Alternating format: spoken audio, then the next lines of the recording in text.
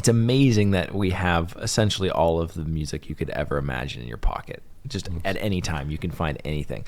And what I see is kind of happening is you have pop music, right? Whatever's out there for the masses. That used to be more eclectic. And as time has gone on, what's actually happened is that has become more and more and more similar, right? Because the target that those people are shooting for concentrating. It has to pull back and it has to be so much bigger. So people see that and they bitch about that and they say, look at this, all music sounds the same. It's like, no, you're missing the actual cool thing that's happening, which is everything else around that. All of the music that everyone else is making is becoming more and more and more varied. The masses like all kinds of shit, but it doesn't matter. I look at it from a historical perspective, which, I mean, what's fascinating about looking at the trajectory of different American styles of music is how technology interplays with that. So things like, how does rock and roll come around in the time that it does? Well, it's because everyone is listening to the same music culturally, right? Now, there's slight variation depending on where you're living, and there's going to be different influences, but whether or not you're living in this part of the country, that part of the country, you're listening to the same 2 radio stations, 3 radio stations. So all of these things it works on a much more collective scale. You can kind of see how these